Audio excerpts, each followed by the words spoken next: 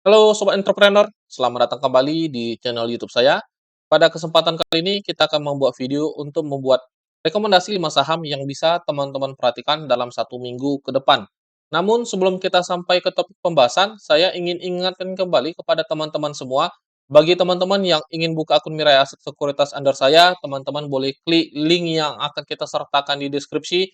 Nanti ketika teman-teman klik link tersebut, teman-teman itu akan langsung berkomunikasi dengan saya dan saya akan pandu bagaimana caranya untuk membuka akun Mirai Aset Sekuritas. Nah, nanti benefit yang akan teman-teman dapatkan ketika membuka akun Mirai Aset Sekuritas under saya, teman-teman itu akan kita masukkan ke dalam dua grup yang dimana dua grup ini menjadi tempat supaya teman-teman itu mendapatkan sebuah informasi yang up to date dan juga saham-saham yang menarik untuk kita perhatikan dalam beberapa waktu ke depan. Entah itu untuk diinvestasikan, entah itu untuk di-trading ke dalam jangka pendek atau juga trading dalam jangka panjang. Nah, ini grup pertama, jadi grup pertama ini adalah grup satu arah, jadi hanya saya aja yang bisa sharingkan segala macam informasi di sini, dan biasanya saya men-sharingkan segala macam informasi, entah itu berita yang penting, entah itu juga saham-saham yang menarik untuk kita perhatikan, teman-teman. Nah, ini grup kedua, jadi grup kedua ini adalah grup untuk kita bisa saling komunikasi.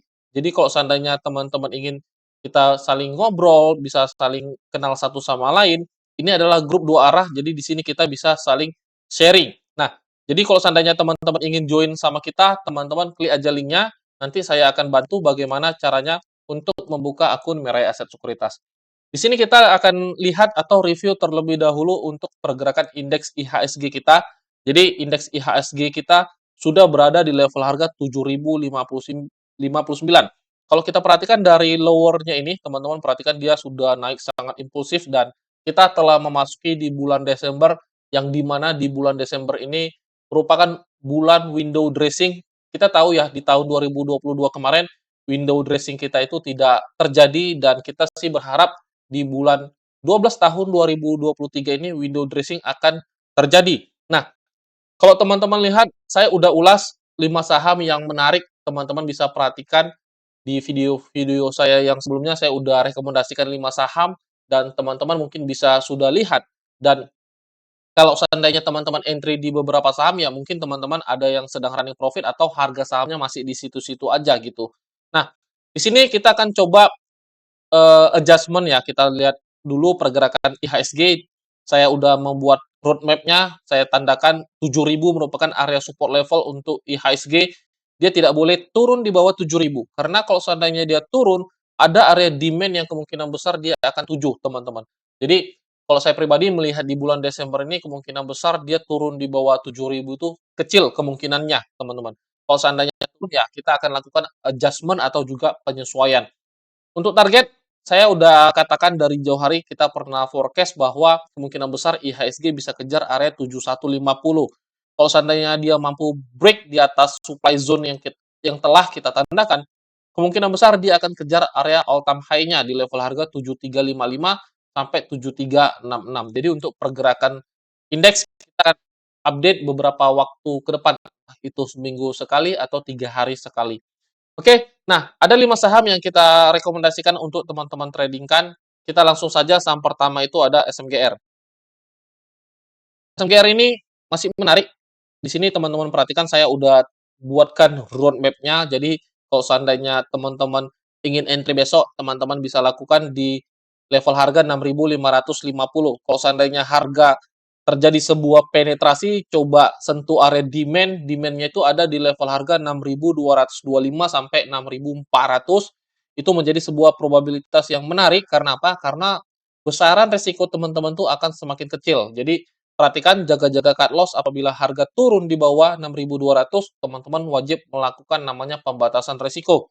Target kita terdekat ada di area 7.100 sampai 7.225. Area paling jauh kita punya di level harga 7.600 sampai 7.775.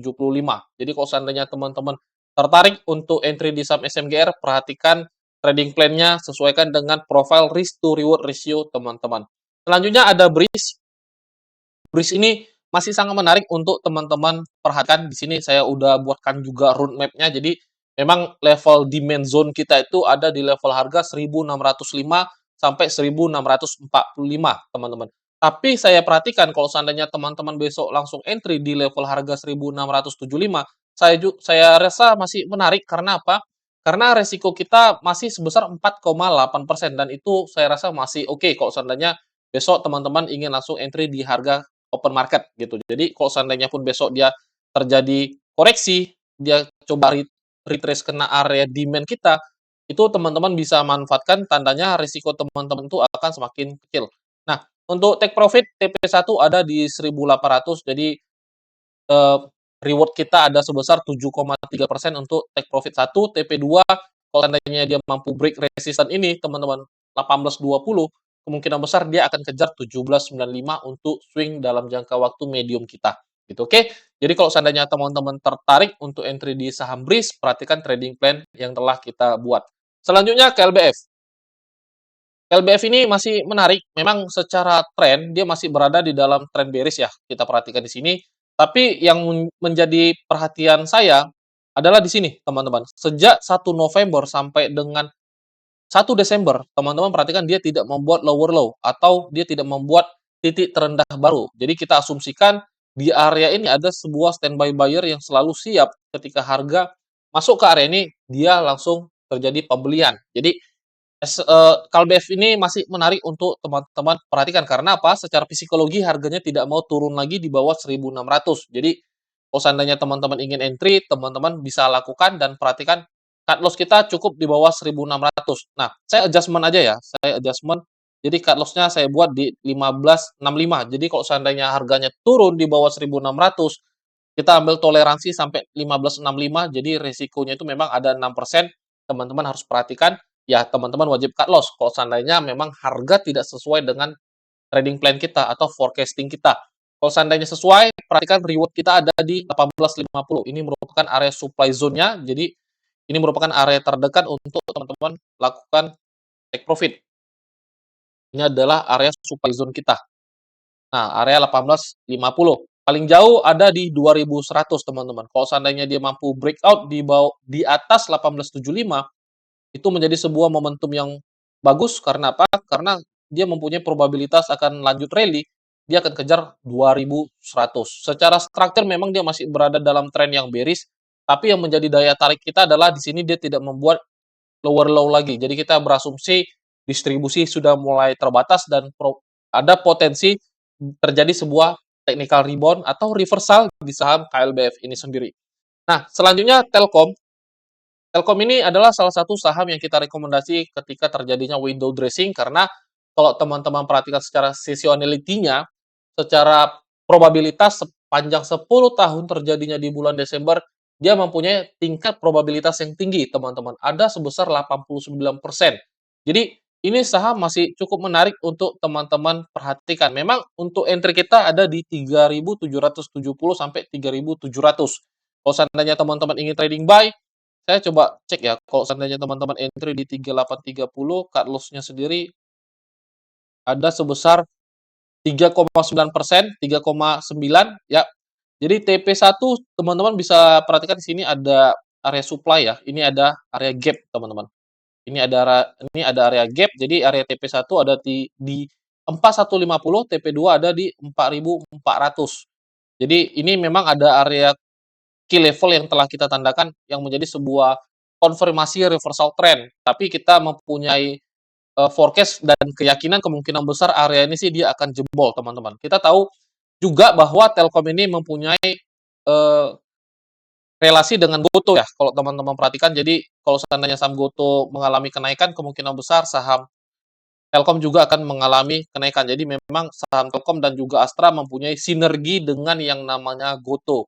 Nah, kalau seandainya besok dia dijadi koreksi, teman-teman bisa manfaatkan momentumnya untuk entry. Memang best price kita itu ada di 3.700 sampai 3.770. Kalau seandainya besok koreksi ya teman-teman bisa entry. Kalau seandainya teman-teman ingin coba entry di open market besok, di open price besok, ya udah teman-teman juga bisa lakukan karena resikonya juga memang masih kurang lebih sebesar 4% dan itu cukup menarik untuk teman-teman perhatikan.